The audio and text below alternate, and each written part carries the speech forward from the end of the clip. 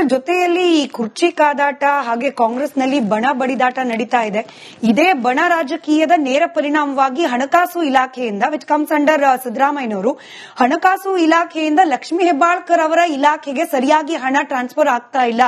ಈ ಡಿಲೇಗೆ ಡಿಕೆ ಶಿವಕುಮಾರ್ ಅವರ ಬಣದಲ್ಲಿ ಲಕ್ಷ್ಮೀ ಹೆಬ್ಬಾಳ್ಕರ್ ಅವರು ಇದ್ದಾರೆ ಅನ್ನೋದು ಕಾರಣ ಅಂತ ಹೇಳಿ ಆರೋಪ ಮಾಡಲಾಗ್ತಿದೆ. ಇವೆಲ್ಲವೂ ಸತ್ಯಕ್ಕೆ ದೂರವಾದದ್ದು ಮಾತು. ಇವತ್ತು ನೋಡಿ, ಇವತ್ತು ಮಾನ್ಯ ಮುಖ್ಯಮಂತ್ರಿಗಳಾದಂಥ ಸಿದ್ದರಾಮಯ್ಯ ಸಾಹೇಬರು ಕಳೆದ ಬಾರಿ ಕೂಡ ಮುಖ್ಯಮಂತ್ರಿಗಳಾಗಿ ಕಾರ್ಯನಿರ್ವಹಿಸಿದ್ದಾರೆ. ಇವತ್ತು ಏನು ಸಾಕಷ್ಟು ಒಂದು ತಮ್ಮದೇ ಆದಂಥ ಒಂದು ಶೈಲಿಯಲ್ಲಿ ಎಲ್ಲಾ ಜಾತಿ ಜನಾಂಗ ವರ್ಗದವರಿಗೂ ಸಮನಾಗಿ ಸಮಬಾಳು ಸಮಪಾಲು ಅನ್ನುವಂತೆ ಏನು ದೇವರಾಜ ಅರಸವರು ಇಂದಿನ ಒಂದು ನಾವು ಅವರ ಆಡಳಿತವನ್ನ ತೆಗೆದು ನೋಡಿದಾಗ ಅದೇ ರೀತಿ ಆಡಳಿತವನ್ನ ಬಡವರಿಗಾಗಿರ್ಬೋದು ಎಲ್ಲ ಜಾತಿ ಜನಾಂಗ ವರ್ಗದವರಿಗೂ ಕೂಡ ಮುಟ್ಲಿ ಎನ್ನುವಂತ ರೀತಿಯಲ್ಲಿ ಇವತ್ತು ಕೆಲಸವನ್ನ ಮಾಡ್ತಾ ಇದ್ದಾರೆ. ಯಾವುದೇ ಒಂದು ಇಲ್ಲಿ ಲೋಪದೋಷಗಳು ಆಗಿದೆ ಅಂದ ತಕ್ಷಣ ಫೈನಾನ್ಸ್ ಡಿಪಾರ್ಟ್ಮೆಂಟ್ ಮಾನ್ಯ ಮುಖ್ಯಮಂತ್ರಿಗಳಿಂದಾನೇ ಲೋಪದೋಷ ಆಗಿದೆ, ಬಣ ಬಡದಾಟದಿಂದಾನೇ ಅವರಿಗೆ ಹಣ ಕೊಡ್ತಾ ಇಲ್ಲ ಅನ್ನುವಂಥದ್ದು. ಇದು ಎಷ್ಟು ಮಟ್ಟಿಗೆ ಸರಿ? ಇದನ್ನ ನಾನು ಕೇಂದ್ರ ಸರ್ಕಾರಕ್ಕೂ ಕೂಡ ಕೇಳೋದಕ್ಕೆ ಬಯಸ್ತೀನಿ. ಮಾನ್ಯ ನಿರ್ಮಲಾ ಸೀತಾರಾಮ್ ಅವರು ಫೈನಾನ್ಸ್ ಮಿನಿಸ್ಟರ್ ಹಲವಾರು ಯೋಜನೆಗಳನ್ನ ಇವತ್ತು ಅನೌನ್ಸ್ ಮಾಡ್ತಾರೆ. ಅನೌನ್ಸ್ ಮಾಡಿದಾಗ ಇವತ್ತು ಅದು ಯಾವುದು ಕೂಡ ಜಾರಿಗೆ ಬರಲ್ಲ. ಇವತ್ತು ಫೈನಾನ್ಸ್ ಡಿಪಾರ್ಟ್ಮೆಂಟ್ ಅಲ್ಲಿ ಸ್ವಲ್ಪ ಒಂದು ಅಡೆತಡೆಗಳು ಇರೋದ್ರಿಂದ ನಾವು ಕೊಡೋದಕ್ಕಾಗಲ್ಲ ಅಂತಂದಾಗ ನಾವು ಮಾನ್ಯ ಪ್ರಧಾನಮಂತ್ರಿಗಳ ಮೇಲೆ ಆರೋಪ ಮಾಡ್ತೀವ, ಏನು ಫೈನಾನ್ಸ್ ಡಿಪಾರ್ಟ್ಮೆಂಟ್ ಮೇಲೆ ಆರೋಪ ಮಾಡ್ತೀವ? ಇದರಲ್ಲಿ ಎಲ್ಲಿ ಬಣ ಬಡದಾಟ ಬರುತ್ತೆ? ಇವತ್ತು ಎಲ್ಲವೂ ನಾವು ಒಂದೇ ಇರುವಂತದ್ದು, ಕಾಂಗ್ರೆಸ್ ಪಕ್ಷ ಒಂದೇ ಅಂತ ಅಂದಾಗ, ಇಬ್ರು ಕೂಡ ಒಂದೇ ಅಂತ ಹೇಳಿದಾಗ ಇದು ಎಲ್ಲೋ ಒಂದು ತಮಗೆ ಒಂದು ತಮ್ಮ ಕೇಂದ್ರ ಸರ್ಕಾರದ ಲೋಪದೋಷಗಳನ್ನ ಮುಚ್ಚ ಹಾಕೋದಕ್ಕೋಸ್ಕರ ಈ ರೀತಿ ಅವರಲ್ಲಿರುವಂತ ಆಡಳಿತ ವೈಫಲ್ಯತೆಯನ್ನು ಮುಚ್ಚಾಕೋದಕ್ಕೋಸ್ಕರ ನಮ್ಮ ರಾಜ್ಯ ಸರ್ಕಾರದಲ್ಲಿ ಈ ರೀತಿಯಾದಂತ ಸ್ಲೋಗನ್ಗಳನ್ನ ದಿನಕ್ಕೊಂದು ಹೇಳಿಕೆಗಳನ್ನ ಇವರೇ ಕೊಡ್ತಾ ಇರೋದು. ನಮ್ಮಲ್ಲಿ ಯಾವುದೇ ಬಡದಾಟನೂ ಇಲ್ಲ, ನಮ್ಮಲ್ಲಿ ಯಾವುದೂ ರೀತಿಯಾದಂತ ಬಣಗಳೂ ಇಲ್ಲ. ಇರೋವಂಥದ್ದು ಒಂದೇ ಕಾಂಗ್ರೆಸ್ ಪಕ್ಷ.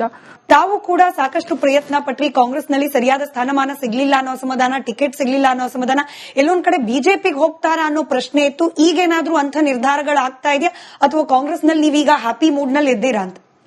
ನೋಡಿ, ಯಾವಾಗೂ ಕೂಡ ನಾವು ಕಾಂಗ್ರೆಸ್ ಪಕ್ಷದಲ್ಲೇ ನಮ್ಮ ಮಾವನವರು ಇದ್ದ ಕಾಲದಿಂದನೂ 60 ವರ್ಷದಿಂದನೂ ಕಾಂಗ್ರೆಸ್ ಪಕ್ಷಕ್ಕೆ ಸಾಕಷ್ಟು ದುಡ್ಕೊಂಡ್ಬಂದಿರೋದ್ರಿಂದ ನಮ್ಮ ಅತ್ತೆಯವರು ML ಆಗಿದ್ದಾರೆ. ನನ್ನ ಪತಿಯವರು ಕೂಡ ಇವತ್ತು ಶಾಸಕರಾಗಿ ಅಭಿವೃದ್ಧಿ ನಿಗಮದ ವೀರಶೈವಲಿಂಗಾಯತ ಅಭಿವೃದ್ಧಿ ನಿಗಮದ ಅಧ್ಯಕ್ಷರಾಗಿ ಕೆಲಸವನ್ನು ನಿರ್ವಹಿಸ್ತಾ ಇದ್ದಾರೆ.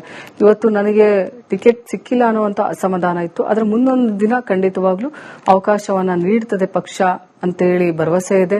ಅದರ ಜೊತೆಗೇನೆ ಇವತ್ತು ನಾವೆಲ್ಲರೂ ನೊಂದರ ಪರವಾಗಿ ಧ್ವನಿ ಇರಬೇಕಾಗಿರೋದ್ರಿಂದ, ಎಲ್ಲ ದೀನ ದಲಿತರ ಪರವಾಗಿ ನಿಂತ್ಕೊಳ್ಳುವಂತ ಪಕ್ಷದ ಪರವಾಗಿ ಇರಬೇಕಾಗಿರೋದ್ರಿಂದ ಖಂಡಿತವಾಗ್ಲೂ ನಾನು ಕಾಂಗ್ರೆಸ್ ಪಕ್ಷದ ಪರವಾಗಿ ಕೆಲಸ ಮಾಡ್ತಾ ಇದ್ದೆ. ಇನ್ನು ಸರ್, ವಿಜಯಾನಂದ ಕಾಶಪ್ಪನವರವರು ಈ ಬಣ ಬಡಿದಾಟದ ಬಗ್ಗೆ ರಿಪಬ್ಲಿಕ್ ಕನ್ನಡಕ್ಕೆ ನೀಡಿದ ಸಂದರ್ಶನದಲ್ಲಿ ಸಿದ್ದರಾಮಯ್ಯನವರು ಹಾಗೆ ಡಿಕೆ ಶಿವಕುಮಾರ್ ಅವರು ಒಂದು ಅರ್ಥದಲ್ಲಿ ನನ್ನ ತಂದೆ ತಾಯಿ ಇದ್ದ ಹಾಗೆ ಪಕ್ಷದ ದೃಷ್ಟಿಯಲ್ಲಿ ಅಂತ ಹೇಳಿದ್ರು. ಬಟ್ ಬಹುತೇಕ ಶಾಸಕರು ಯಾವ ಬಣದಲ್ಲಿದ್ರೆ ನಾವು ಮಂತ್ರಿ ಆಗಬಹುದು ಅನ್ನೋ ಲೆಕ್ಕಾಚಾರ ಮಾಡ್ತಿರ್ಬೇಕಾದ್ರೆ ವಿಜಯಾನಂದ ಕಾಶಪ್ಪನವರ ಲೆಕ್ಕಾಚಾರ ಯಾವ ಕಡೆ ನಡೀತಿದೆ ಅಂತ ಹೇಳಿ ಇವತ್ತು ನೋಡಿ, ಅವ್ರು ಒಂದೇ ಮಾತಲ್ಲೇ ಹೇಳಿದ್ದಾರೆ, ತಂದೆ ತಾಯಿ ಇದ್ದಂಗೆ ಅಂತ. ನಾನು ಕೂಡ ಇನ್ನು ಮುಂದುವರೆದು ಹೇಳ್ತೀನಿ, ಇಬ್ರು ಕೂಡ 2 ಕಣ್ಣುಗಳಿದ್ದಂಗೆ. ಒಂದು ಕಣ್ಣಿಗೆ ನೋವಾದ್ರೂ ಕೂಡ ಇನ್ನೊಂದು ಕಣ್ಣಿಗೆ ಇದಾಗುತ್ತೆ. ಇಬ್ರು ಕೂಡ ಬಹಳ ಸ್ಪಷ್ಟವಾಗಿ ಆಡಳಿತವನ್ನ ನೀಡ್ತಿರ್ಬೇಕಾದ್ರೆ ಇದ್ರ ಬಗ್ಗೆ ಹೈಕಮಾಂಡ್ ಇವತ್ತು ನಿರ್ಧಾರವನ್ನ ತಗೊಳ್ಳುವಂತ ನಿಟ್ಟಿನಲ್ಲಿ ನಾವು ಬಹಳ ಚಿಕ್ಕೋರು. ಇವತ್ತು ಅದರಲ್ಲಿ ಬಣನೇ ಇಲ್ಲ ಅಂತಂದಾಗ ನಾವು ಇದ್ರ ಬಗ್ಗೆ ಮಾತಾಡದೆ ಒಂದು ಇದ್ರ ಮಾತು ಅಂತ ಹೇಳೋದಕ್ಕೆ ಬಯಸ್ತೀನಿ, ಮಾತಾಡೋದ್ರಲ್ಲಿ ಅರ್ಥ ಇಲ್ಲ ಅಂತ ಹೇಳೋದಕ್ಕೆ ಬಯಸ್ತೀನಿ. ಧನ್ಯವಾದ ವೀಣಾ ಮೇಡಮ್, ಇಷ್ಟೊತ್ತು ರಿಪಬ್ಲಿಕ್ ಕನ್ನಡದ ಜೊತೆಯಲ್ಲಿ ಮಾತನಾಡಿದ್ದಕ್ಕೆ ಧನ್ಯವಾದಗಳು. ಇದಾಗಿತ್ತು ಇವತ್ತಿನ ವಿಶೇಷ. ನೋಡ್ತಾ ಇರಿ ರಿಪಬ್ಲಿಕ್ ಕನ್ನಡ, ಇದು ನಿಮ್ಮ ಧ್ವನಿ. ಇದರ ಜೊತೆಯಲ್ಲಿ ಈ ಕುರ್ಚಿ ಕಾದಾಟ ಹಾಗೆ ಕಾಂಗ್ರೆಸ್ನಲ್ಲಿ ಬಣ ಬಡಿದಾಟ ನಡೀತಾ ಇದೆ. ಇದೇ ಬಣ ರಾಜಕೀಯದ ನೇರ ಪರಿಣಾಮವಾಗಿ ಹಣಕಾಸು ಇಲಾಖೆಯಿಂದ ವಿಚ್ ಕಮ್ಸ್ ಅಂಡರ್ ಸಿದ್ದರಾಮಯ್ಯನವರು ಹಣಕಾಸು ಇಲಾಖೆಯಿಂದ ಲಕ್ಷ್ಮೀ ಹೆಬ್ಬಾಳ್ಕರ್ ಅವರ ಇಲಾಖೆಗೆ ಸರಿಯಾಗಿ ಹಣ ಟ್ರಾನ್ಸ್ಫರ್ ಆಗ್ತಾ ಇಲ್ಲ. ಈ ಡಿಲೇಗೆ ಡಿಕೆ ಶಿವಕುಮಾರ್ ಅವರ ಬಣದಲ್ಲಿ ಲಕ್ಷ್ಮೀ ಹೆಬ್ಬಾಳ್ಕರ್ ಅವರು ಇದ್ದಾರೆ ಅನ್ನೋದು ಕಾರಣ ಅಂತ ಹೇಳಿ ಆರೋಪ ಮಾಡಲಾಗ್ತಿದೆ. ಇವೆಲ್ಲವೂ ಸತ್ಯಕ್ಕೆ ದೂರವಾದದ್ದು ಮಾತು. ಇವತ್ತು ನೋಡಿ, ಇವತ್ತು ಮಾನ್ಯ ಮುಖ್ಯಮಂತ್ರಿಗಳಾದಂಥ ಸಿದ್ದರಾಮಯ್ಯ ಸಾಹೇಬರು ಕಳೆದ ಬಾರಿ ಕೂಡ ಮುಖ್ಯಮಂತ್ರಿಗಳಾಗಿ ಕಾರ್ಯನಿರ್ವಹಿಸಿದ್ದಾರೆ. ಇವತ್ತು ಏನು ಸಾಕಷ್ಟು ಒಂದು ತಮ್ಮದೇ ಆದಂಥ ಒಂದು ಶೈಲಿಯಲ್ಲಿ ಎಲ್ಲಾ ಜಾತಿ ಜನಾಂಗ ವರ್ಗದವರಿಗೂ ಸಮನಾಗಿ ಸಮಬಾಳು ಸಮಪಾಲು ಅನ್ನುವಂತೆ ಏನು ದೇವರಾಜ ಅರಸವರು ಇಂದಿನ ಒಂದು ನಾವು ಅವರ ಆಡಳಿತವನ್ನ ತೆಗೆದು ನೋಡಿದಾಗ ಅದೇ ರೀತಿ ಆಡಳಿತವನ್ನ ಬಡವರಿಗಾಗಿರ್ಬೋದು ಎಲ್ಲ ಜಾತಿ ಜನಾಂಗ ವರ್ಗದವರಿಗೂ ಕೂಡ ಮುಟ್ಲಿ ಎನ್ನುವಂತ ರೀತಿಯಲ್ಲಿ ಇವತ್ತು ಕೆಲಸ ಕೆಲಸವನ್ನ ಮಾಡ್ತಾ ಇದ್ದಾರೆ. ಯಾವುದೇ ಒಂದು ಇಲ್ಲಿ ಲೋಪದೋಷಗಳು ಆಗಿದೆ ಅಂದ ತಕ್ಷಣ ಫೈನಾನ್ಸ್ ಡಿಪಾರ್ಟ್ಮೆಂಟ್ ಮಾನ್ಯ ಮುಖ್ಯಮಂತ್ರಿಗಳಿಂದಾನೇ ಲೋಪದೋಷ ಆಗಿದೆ, ಬಡದಾಟದಿಂದಾನೇ ಅವರಿಗೆ ಹಣ ಕೊಡ್ತಾ ಇಲ್ಲ ಅನ್ನುವಂಥದ್ದು. ಇದು ಎಷ್ಟು ಮಟ್ಟಿಗೆ ಸರಿ? ಇದನ್ನ ನಾನು ಕೇಂದ್ರ ಸರ್ಕಾರಕ್ಕೂ ಕೂಡ ಕೇಳೋದಕ್ಕೆ ಬಯಸ್ತೀನಿ.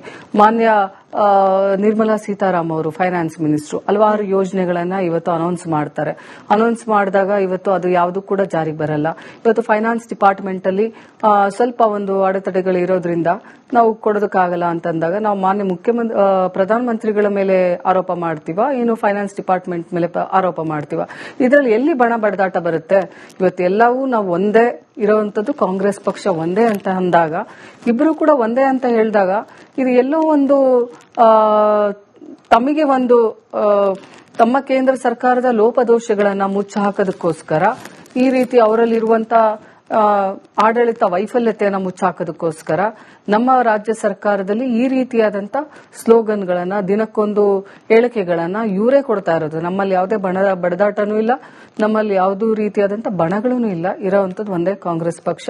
ತಾವು ಕೂಡ ಸಾಕಷ್ಟು ಪ್ರಯತ್ನ ಪಟ್ರಿ, ಕಾಂಗ್ರೆಸ್ನಲ್ಲಿ ಸರಿಯಾದ ಸ್ಥಾನಮಾನ ಸಿಗ್ಲಿಲ್ಲ ಅನ್ನೋ ಅಸಮಾಧಾನ, ಟಿಕೆಟ್ ಸಿಗ್ಲಿಲ್ಲ ಅನ್ನೋ ಅಸಮಾಧಾನ, ಎಲ್ಲೊಂದ್ ಕಡೆ ಬಿಜೆಪಿಗೆ ಹೋಗ್ತಾರಾ ಅನ್ನೋ ಪ್ರಶ್ನೆ ಇತ್ತು. ಈಗೇನಾದ್ರೂ ಅಂಥ ನಿರ್ಧಾರಗಳಾಗ್ತಾ ಇದೆಯಾ ಅಥವಾ ಕಾಂಗ್ರೆಸ್ನಲ್ಲಿ ನೀವೀಗ ಹ್ಯಾಪಿ ಮೂಡ್ ನಲ್ಲಿ ಇದ್ದೀರಾ ಅಂತ? ನೋಡಿ, ಯಾವಾಗೂ ಕೂಡ ನಾವು ಕಾಂಗ್ರೆಸ್ ಪಕ್ಷದಲ್ಲೇ ನಮ್ಮ ಮಾವನವರಿದ್ದ ಕಾಲದಿಂದನೂ 60 ವರ್ಷದಿಂದನೂ ಕಾಂಗ್ರೆಸ್ ಪಕ್ಷಕ್ಕೆ ಸಾಕಷ್ಟು ದುಡ್ಕೊಂಡ್ಬಂದಿರೋದ್ರಿಂದ ನಮ್ಮ ಅತ್ತೆಯವರು ML ಆಗಿದ್ದಾರೆ. ನನ್ನ ಪತಿಯವರು ಕೂಡ ಇವತ್ತು ಶಾಸಕರಾಗಿ ಅಭಿವೃದ್ಧಿ ನಿಗಮದ, ವೀರಶೈವಲಿಂಗಾಯತ ಅಭಿವೃದ್ಧಿ ನಿಗಮದ ಅಧ್ಯಕ್ಷರಾಗಿ ಕೆಲಸವನ್ನು ನಿರ್ವಹಿಸ್ತಾ ಇದ್ದಾರೆ. ಇವತ್ತು ನನಗೆ ಟಿಕೆಟ್ ಸಿಕ್ಕಿಲ್ಲ ಅನ್ನುವಂತ ಅಸಮಾಧಾನ ಇತ್ತು. ಅದರ ಮುಂದೊಂದು ದಿನ ಖಂಡಿತವಾಗ್ಲೂ ಅವಕಾಶವನ್ನ ನೀಡುತ್ತದೆ ಪಕ್ಷ ಅಂತೇಳಿ ಭರವಸೆ ಇದೆ. ಅದರ ಜೊತೆಗೇನೆ ಇವತ್ತು ನಾವೆಲ್ಲರೂ ನೊಂದರ ಪರವಾಗಿ ಧ್ವನಿ ಇರಬೇಕಾಗಿರೋದ್ರಿಂದ, ಎಲ್ಲ ದೀನ ದಲಿತರ ಪರವಾಗಿ ನಿಂತ್ಕೊಳ್ಳುವಂತ ಪಕ್ಷದ ಪರವಾಗಿ ಇರಬೇಕಾಗಿರೋದ್ರಿಂದ ಖಂಡಿತವಾಗ್ಲೂ ನಾನು ಕಾಂಗ್ರೆಸ್ ಪಕ್ಷದ ಪರವಾಗಿ ಕೆಲಸ ಮಾಡ್ತಾ ಇದ್ದೀನಿ. ಇನ್ನು ಸರ್, ವಿಜಯಾನಂದ ಕಾಶಪ್ಪನವರವರು ಈ ಬಡಿದಾಟದ ಬಗ್ಗೆ ರಿಪಬ್ಲಿಕ್ ಕನ್ನಡಕ್ಕೆ ನೀಡಿದ ಸಂದರ್ಶನದಲ್ಲಿ ಸಿದ್ದರಾಮಯ್ಯನವರು ಹಾಗೆ DK ಶಿವಕುಮಾರ್ ಅವರು ಒಂದ್ ಅರ್ಥದಲ್ಲಿ ನನ್ನ ತಂದೆ ತಾಯಿ ಇದ್ದ ಹಾಗೆ ಪಕ್ಷದ ದೃಷ್ಟಿಯಲ್ಲಿ ಅಂತ ಹೇಳಿದ್ರು. ಬಟ್ ಬಹುತೇಕ ಶಾಸಕರು ಯಾವ ಬಣದಲ್ಲಿದ್ರೆ ನಾವು ಮಂತ್ರಿ ಆಗಬಹುದು ಅನ್ನೋ ಲೆಕ್ಕಾಚಾರ ಮಾಡ್ತಿರ್ಬೇಕಾದ್ರೆ ವಿಜಯಾನಂದ ಕಾಶಪ್ಪನವರ ಲೆಕ್ಕಾಚಾರ ಯಾವ ಕಡೆ ನಡೀತಿದೆ ಅಂತ ಹೇಳಿ ಇವತ್ ನೋಡಿ, ಅವ್ರು ಒಂದೇ ಮಾತಲ್ಲೇ ಹೇಳಿದ್ದಾರೆ, ತಂದೆ ತಾಯಿ ಇದ್ದಂಗೆ ಅಂತ. ನಾನು ಕೂಡ ಇನ್ನು ಮುಂದುವರೆದು ಹೇಳ್ತೀನಿ, ಇಬ್ರು ಕೂಡ 2 ಕಣ್ಣುಗಳಿದ್ದಂಗೆ. ಒಂದು ಕಣ್ಣಿಗೆ ನೋವಾದ್ರೂ ಕೂಡ ಇನ್ನೊಂದು ಕಣ್ಣಿಗೆ ಇದಾಗುತ್ತೆ. ಇಬ್ರು ಕೂಡ ಬಹಳ ಸ್ಪಷ್ಟವಾಗಿ ಆಡಳಿತವನ್ನ ನೀಡ್ತಿರ್ಬೇಕಾದ್ರೆ ಇದ್ರ ಬಗ್ಗೆ ಹೈಕಮಾಂಡ್ ಇವತ್ತು ನಿರ್ಧಾರವನ್ನ ತಗೊಳ್ಳುವಂತ ನಿಟ್ಟಿನಲ್ಲಿ ನಾವು ಬಹಳ ಚಿಕ್ಕೋರು. ಇವತ್ತು ಅದರಲ್ಲಿ ಬಣನೇ ಇಲ್ಲ ಅಂತಂದಾಗ ನಾವು ಇದ್ರ ಬಗ್ಗೆ ಮಾತಾಡದೆ ಒಂದು ಇದ್ರ ಮಾತು ಅಂತ ಹೇಳೋದಕ್ಕೆ ಬಯಸ್ತೀನಿ, ಮಾತಾಡೋದ್ರಲ್ಲಿ ಅರ್ಥ ಇಲ್ಲ ಅಂತ ಹೇಳೋದಕ್ಕೆ ಬಯಸ್ತೀನಿ. ಧನ್ಯವಾದ ವೀಣಾ ಮೇಡಮ್, ಇಷ್ಟೊತ್ತು ರಿಪಬ್ಲಿಕ್ ಕನ್ನಡದ ಜೊತೆಯಲ್ಲಿ ಮಾತನಾಡಿದ್ದಕ್ಕೆ ಧನ್ಯವಾದಗಳು.